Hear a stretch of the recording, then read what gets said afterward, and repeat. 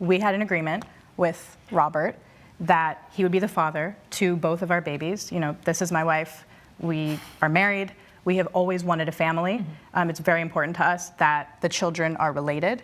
So unfortunately, the only way to do that is if they have the same father. And he made an agreement, his idea, that he would be the father to both those babies because, you know, everything's so expensive. And artificial insemination, sperm donor, it's like so expensive. And yeah. So wait, he said, he made this up. Mr. Pham, you also wanted to have children? I did, yes. You all know each other and been friends? Yes. Yes. About 12 years since college. Okay, so you've known each other since college. Yes. You also wanted to be a dad, Mr. Pham.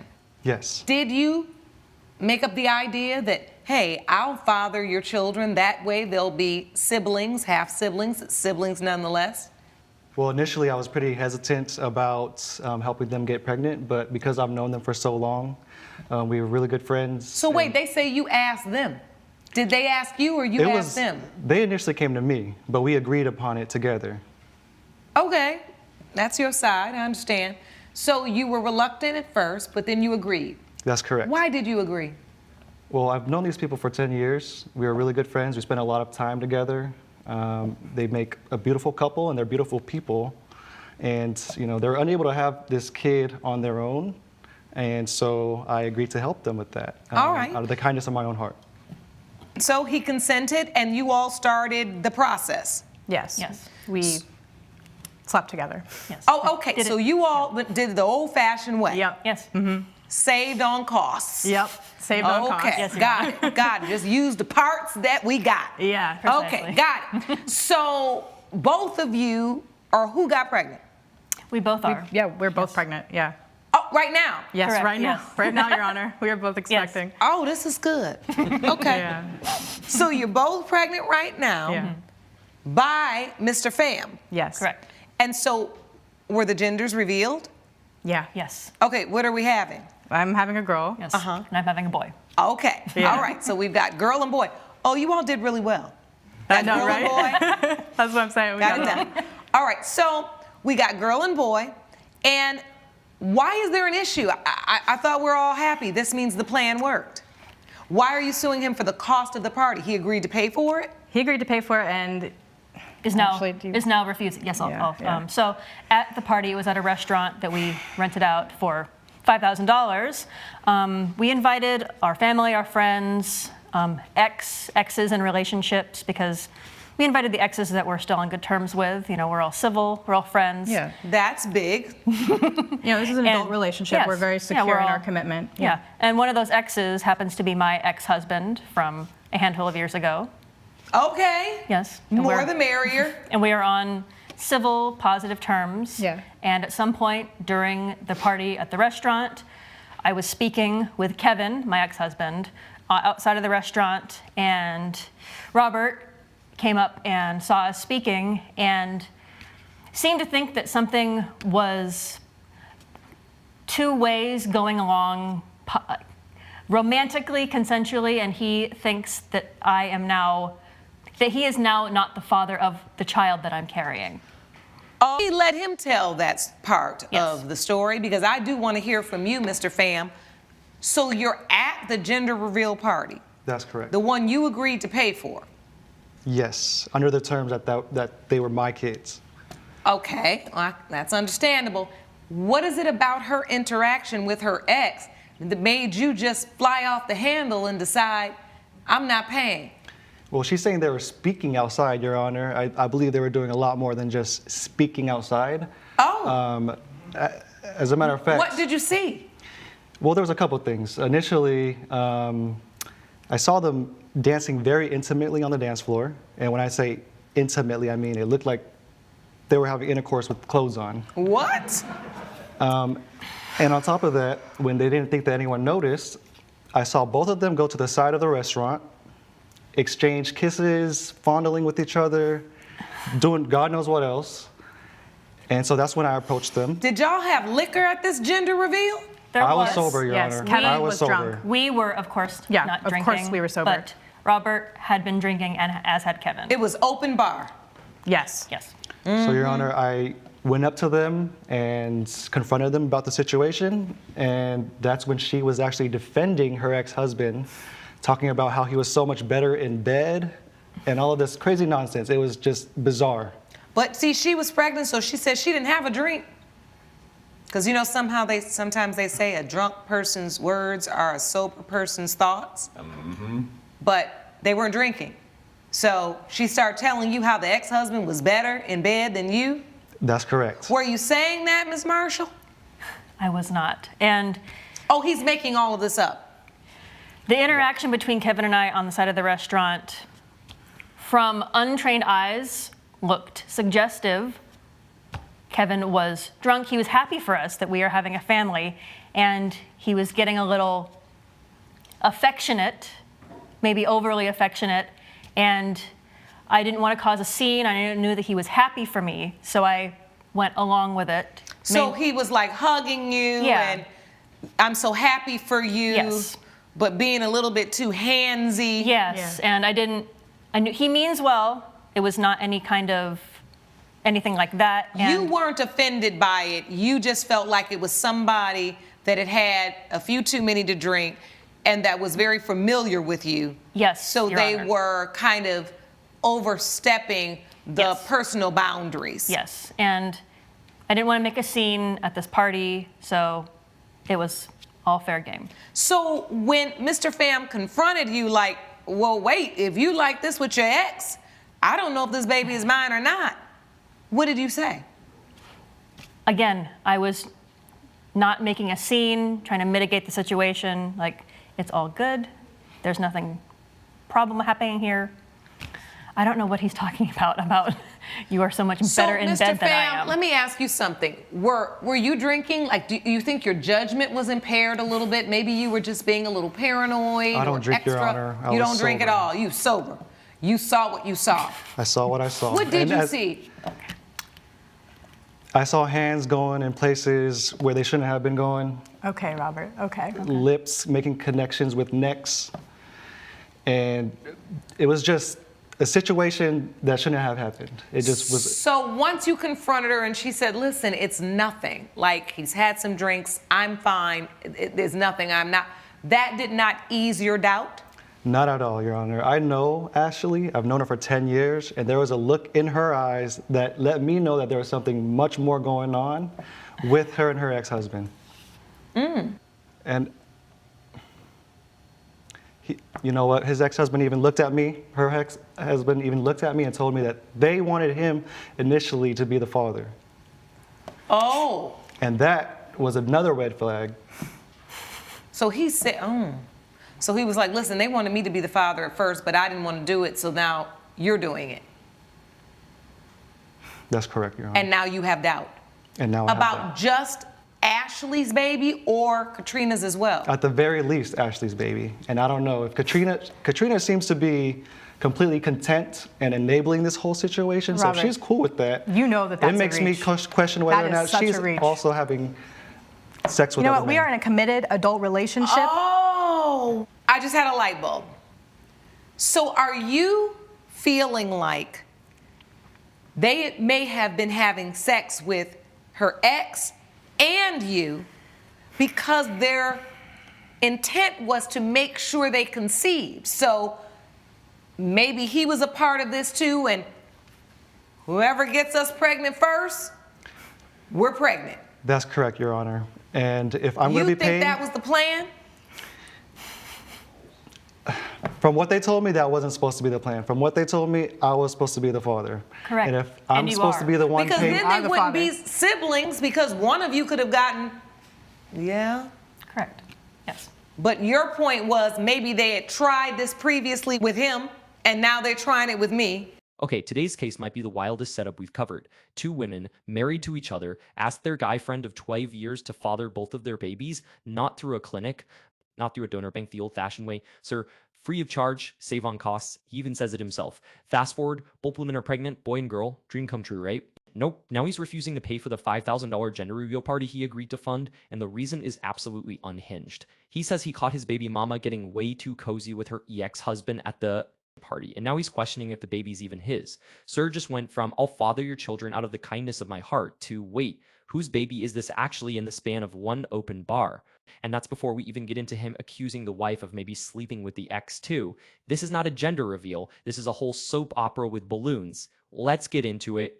And so at the end of the day, once you felt like you didn't know if the babies were yours, you were like, I'm not paying for this shower. Yeah, it doesn't make any sense. I mean, it is clear that the reason why you would agree to pay for their gender reveal is to reveal the gender of babies you thought were yours. So I'm going to agree to pay for this $5,000, have a big party, let's have a big celebration because you think you're the dad. Then you see this intimate moment and you start thinking and you're like, hold on, before I drop $5,000, I want to make sure these kids are mine. That's right. And it seems like reasonable under the circumstances, even though we don't know if you're overreacting or not. But I'll tell you one thing about a paternity doubt. It never minimizes. It only maximizes. I've been doing this a long time. I've rarely seen paternity doubt minimized to where someone just says, okay.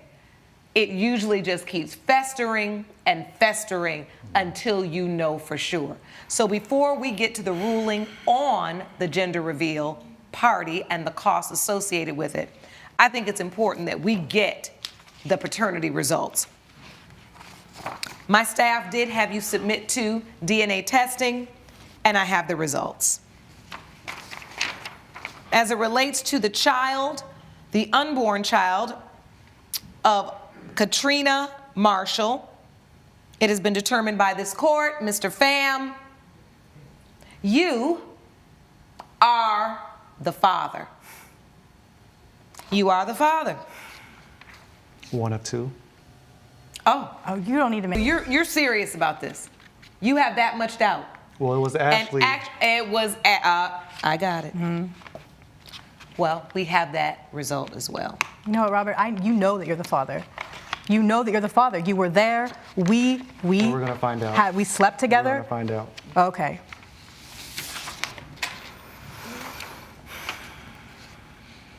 As it relates to the unborn child of Ashley Marshall, it has been determined by this court, Mr. Pham, you are not the father. I knew it. And you try to have me pay for it. He's not the father. Okay, so this is where it gets real. The judge basically says paternity doubt never shrinks, it only grows. And honestly, facts, once that seed is planted, it's not going away until there's a DNA test in hand. So the judge pulls out the results, and for baby number one, Katrina's baby Robert is the father, confirmed, no debate, done. And instead of just accepting the win like a normal person, he goes one of two, like he's already halfway out the door on the second one. Sir, read the room. You just found out you're somebody's dad. Then we get to baby number two, Ashley's baby, the one where all this drama actually started. And judge drops the bombshell. Robert is not the father, Your Honor. And Ashley's sitting there like, I knew it, while Robert's out here looking like a man who just found out his paranoia had a 50% success rate. So now we've got one baby that's his, one that isn't, a $5,000 party bill still unpaid, and a whole friend group that just got legally and emotionally rearranged in real time. This case really said pick a lane and gave everybody a different lane. Ms. Marshall? I don't even know what to say. So you've been lying to me this entire time, Ashley? I have not been lying to you. Oh, obviously you have. You said it was just a kiss. Oh, it was a kiss? Well, I guess it was more than that. We'll talk about this later. So, I can't believe you would humiliate me like this in a courtroom. We'll talk about this I later. absolutely cannot believe this. so, Ms. Marshall, are you ready to admit something that perhaps you weren't ready to admit before these paternity results? Because I will always say this. Plaintiffs may lie and defendants may lie, but the DNA, it never lies. Yes. I did Yes. have relations with my ex-husband before the contract was drawn up. Before the contract was drawn up with Mr. Pham. Correct. Oh, before. Your Honor. What about the agreement between us? Huh? We'll talk about it later. Oh, okay. You don't want to do it here. Children now will both have different fathers. That wasn't your original plan. No, it was not our original plan, Your Honor. And yet, you still have two beautiful children Yes. coming into this world. You're very blessed. The question now becomes the $5,000 for the gender reveal party. Do you expect Mr. Pham to put on a gender reveal party for a baby that's not his? No. I don't. No. I don't think that's fair. All right. Well, the judgment is simple then. Mr. Pham, you've got one baby. You agreed to pay for the gender reveal party for the children who would be yours. And so therefore, judgment for the plaintiff for $2,500. I wish you all the very best of luck. You guys got a lot of mess to sort out, because the thing about it, when you bring children into the world, now you have a responsibility to figure out how to co-parent with all of these folks that are involved. Court is adjourned. Thank you. Your Honor. All rise. Judge Lake has ruled in favor of the co-plaintiffs. The defendant owes $2,500. All right, we already knew there was a bombshell coming with that DNA result, but I did not expect the aftermath to be this messy. So let's watch how this whole thing finally unravels, because this case just went from a gender reveal dispute to a full-blown confession session in the middle of a courtroom. So right after the judge drops the "you are not the father" bomb on Ashley's baby, Robert immediately turns to her and says, "So you've been lying to me this entire time." And Ashley, in true deny till it DNA proves it fashion, says, "I have not been lying to you. Sir, the results are literally sitting on the judge's desk right now. This is not the moment to hold that line." And then it gets even better, because apparently there was it was just a kiss story that Robert was told at some point, and now suddenly it's, well, guess it was more than that. That's not an update. That's a confession dressed up as a footnote. And my favorite part, Ashley says, we'll talk about this later. Like, she's trying to schedule a private damage control meeting in the middle of a nationally televised court case. Ma'am, the cat is not just out the bag. The cat has a paternity test and a court date. Then Ashley has the audacity to say she can't believe he would humiliate her like this in a courtroom. Girl, you sued him. You brought the receipts. You brought the DNA request. You brought the whole case to a judge with cameras rolling. You don't get to be the victim of humiliation when the humiliation is just the truth catching up to you in real time. That's not him embarrassing you. That's biology embarrassing you. And then the judge hits us with what might be the quote of the entire case. Plaintiffs may lie, defendants may lie, but the DNA never lies. Somebody get that on a plaque outside every courtroom in America, because that line just ended an argument before it even really started. And under that pressure, Ashley finally admits it. Yes, she did have relations with her ex-husband. And get this, it was before the contract with Robert was even drawn up. So this wasn't even a heat of the moment slip during the pregnancy drama. This was baked into the timeline from the jump. And Robert immediately pivots to, what about the agreement between us? And Ashley's answer is just, we'll talk about it later. At this point, that phrase is doing so much heavy lifting, it needs its own line item on the invoice.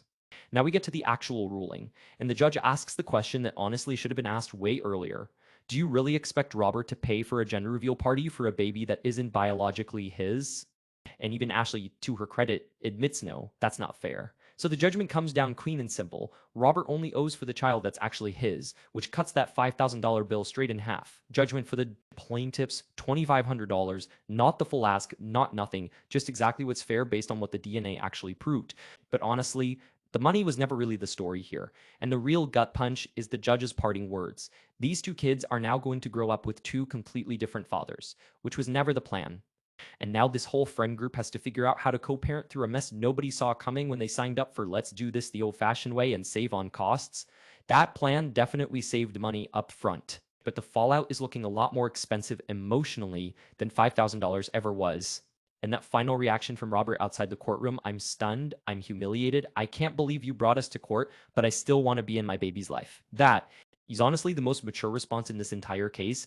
Dude just found out half his fatherhood dream was real and half of it was a lie, and he's still choosing to show up for the kid that's his. Say what you want about how this whole arrangement started, but that's a man trying to do right by a situation that got way more complicated than let's just have kids together ever should have been. So real talk. Chad, if you agreed to father your friend's kids to save money on a donor and then found out mid-pregnancy that one of them might not even be yours, would you have gone straight to a DNA test like Robert did, or would you just paid the party bill and dealt with the doubt quietly? Let me know in the comments, and I will see you in the next one.